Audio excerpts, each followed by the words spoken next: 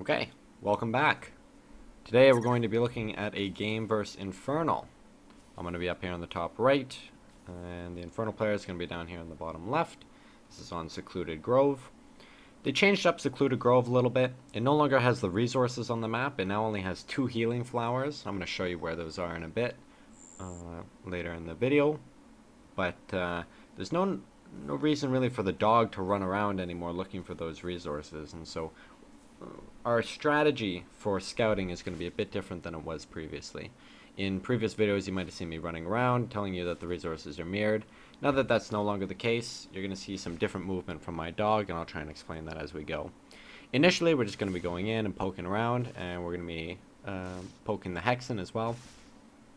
As I mentioned previously, some people like to leave their Hexen at home to defend against the harassment. Some people like to send it across the map and try and attack your own mobs. So the dog is faster than the skull there, so I'm just going to run away. And you can see my workers coming down here. I'm going to be going for a command center first. This is a pretty safe build in this matchup, especially because Infernals almost always go Shrine first. Don't worry about those pings on the map. I was accidentally holding the Alt key while clicking around. And because they go Shrine first, it takes them a long time to get any units out that could pose a threat to you. So here's where I'm highlighting that those are where the 2 healing flowers are. You can see my dog's back at full HP. That's because I've grabbed both of them. There's healing flowers now on every single map. You want to know where they are so that you can deal as much damage to the Hexen as possible, and you're particularly looking to waste his energy. It's not even so much about trying to get damage in or kill him, it's about wasting the energy he has early. If you let him stack up that energy, when he does get additional units like Brutes and Gaunts, he can use that to convert creep camps into fiends, which can snowball quite the fight. So you're going to see my scout grabs the other flower on the bottom side of the map, and I'm going to go back and I'm going to be doing more damage to him. And again, I'm not even after a kill here. I'm just after the energy that he has. And he's going to pop the other skull here. You do want to look out for this. The skull does quite a bit of damage, but I'm not terribly upset about that. I did a ton of damage to him. I got 3 skulls out of him in total. One was sent halfway across the map, then died, and the other 2 were used on the dog. And that's not bad. Back at home, how the build works is after you get your command post, make sure you're always making workers. You want to always be making workers. Workers. Then, once you have enough, you're going to assign 3 to build a barracks, and you're going to overcharge that. And as soon as you put 3 on the barracks, you're going to want to take 5 from your main. You could do 4 or 5. It's your call. I prefer 5. And you're going to put them onto the Therium in your main base. That's right after you start your barracks. So you can see 5 there, and I'm making continual workers. This scout is going to get in. Not a big deal in my opinion. There's nothing I can really hide here. This was my first game back versus Infernals after the patch, and so I was going to try a Lancer all in and just kind of see how it works. 2 base Lancer push going into a 3rd base with some bio play. And so what you're going to be seeing is a bit of variation based on what you'll be seeing in the future. I kind of figured out a much stronger build, and I've used it on some of the best players there are right now. And I've had great success with it. But for now, we're going to be doing a Lancer push. I did remake the Scout here, because it's good to have information. Even though it died earlier, I knew everything I needed to. I knew that he expanded, and he hadn't put down a Vault or a Conclave yet.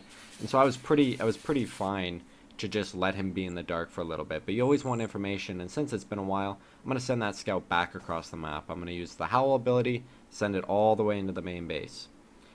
I don't even care really if it gets out. It does happen to get out, so I'm going to check for a 3rd base as well. But all I need to know is how many production structures are there.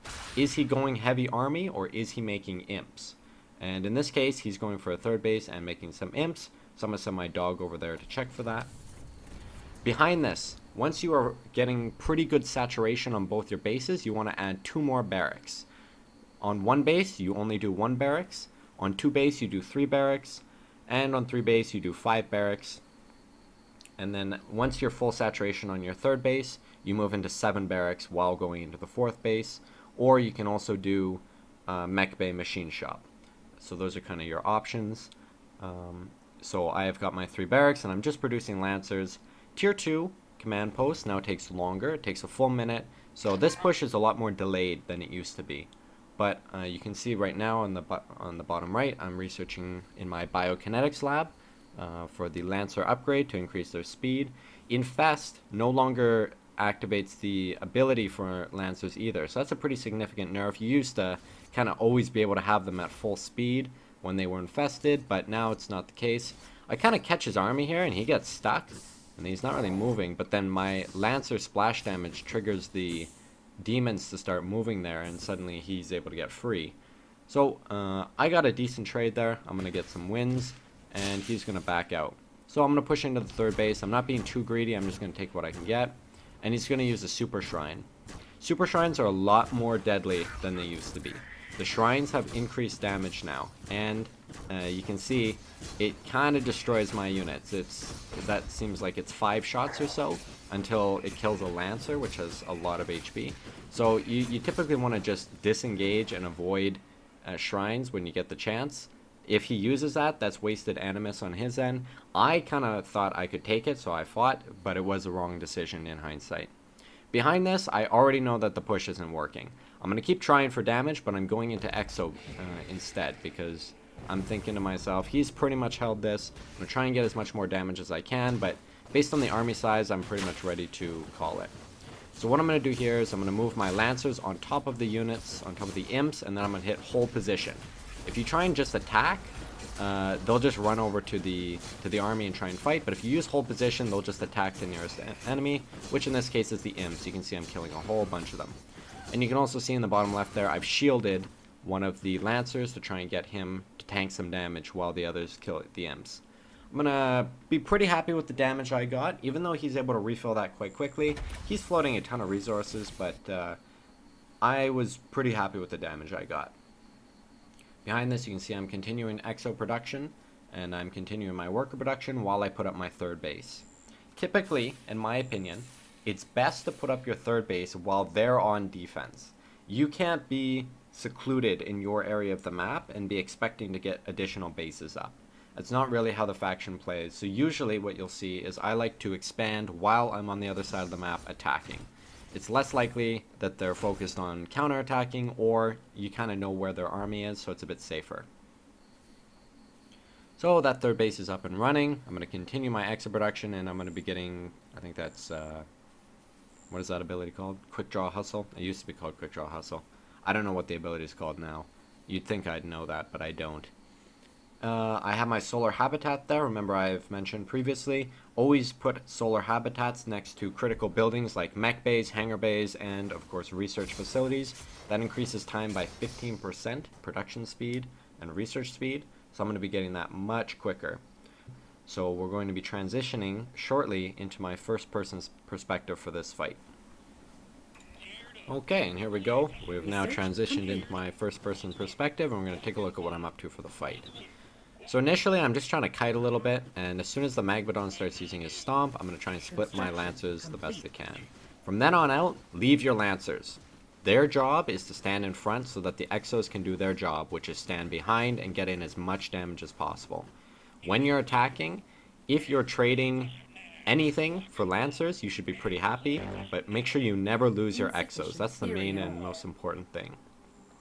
You're going to see I'm lacking a little here in Therium, so while I'm on the other side of the map, I'm going to be grabbing that, and I'm going to be trying to keep my production up. I'm going to use my shield here on the Lancer out front, and again, I'm just trying to get him into the center. This guy is not going to retarget for a little bit, and as soon as he starts to target my Exos, I'm on the run. I don't want to be losing Exos. That's very, very important, is to keep your Exo count high. And like I said, if you're trading out Lancers, it really doesn't matter. You should be satisfied with that. As long as your Exos are getting damage and you're keeping that number up, you'll come out on top for most of these fights. So you can see there as well, I've added my 4th and 5th barracks on the third base, just like I talked about. And I'm going to be adding my mech bay and machine lab just while I take my 4th, just like I mentioned. That's typically the best order of things to keep up with production. Nobody look at that supply block, that's fine, there's nothing to worry about there. And I'm going to be continuing to get ready to keep my pressure on as I get new Lancers into the fight to tank damage.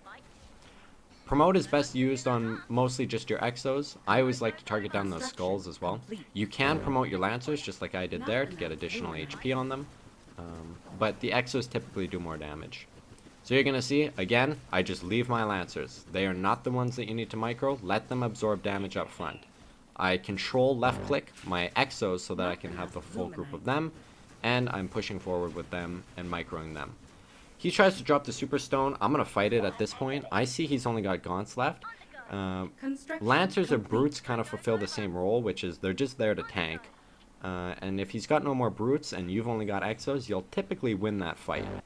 I'm going to go check if he's got a fourth base there, and he doesn't. And then I'm going to kind of get caught there in an awkward position, but I've got additional lancers coming down, so I'm going to continue to fight it. And he's going to back up, thankfully, so I'm going to move around. Had he not backed up and kept fighting, I would have just kited back into the fourth base area and towards the health camp. So I'm doing some macro at home. You always want to get that upgrade that was on X. That's the upgrade that gives you additional energy.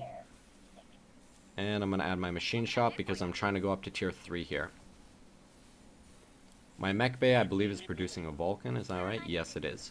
Sometimes you can add Vulcans in, and it's not a bad call. I'm also going to put my med tech into the sentry post to heal up all my units. It's the same as a regeneration camp, and it's pretty good. I'm going to put a supply depot, or a habitat rather, just out there in the middle. It's just scouting. I'm fine to have that destroyed if I get information that his army is on that side of the map, because if my fourth base goes down, I'm in a pretty drastic spot here. I'm also going to be getting my hangar bay so that I can start making Atlas evac, and I'm going to start moving across the map. You can see my bobs there. I send them across the map. I'm going to try and set up another healing post out there. I'm not sure what was happening with that Bob, why he went over there, but he got shot once, I guess, or something. And back at home, we're going to be making Atlas evac while we reinforce this position. I walk into a giant mine hit that's pretty drastic, but my units are still mostly all fine. And again, like I said, leave the Lancers, only micro the Exos. Even the Vulcan, you can see him getting pushed around. He's pretty much dead right away. He's done his job of tanking damage. As long as the Exos stay alive, you're pretty much fine. I'm going to shield one of the Exos and make him push up, because I've still got pretty good numbers, all things considered. Especially with my Exo count, it's still pretty high. And you always want to be reinforcing while you're doing this. And there you go. So from this position, now that I've got the medtech in there, all my units are going to be consistently healing. And when you've got that regen, it's pretty strong. I'm adding in my 6th and 7th barracks, just like I said. Once you're on 4th bases, or going up to 4 bases, depending on which one you want to get first, you're able to do that. And so I'm getting that extra production. He's trying to set up mines. Mines now take significantly longer to set up, so I'm just going to go ahead and grab that and snipe them real quick. And again, only microing the Exos. You want to keep running away from the Magmadons and everything else. Leave your front line and everybody else, including the medtechs, to do it themselves. And I'm trying to stay in that healing aura best I can while I'm trading. It's going to make it less likely that I lose any Exos and a bit more comfortable to be fighting.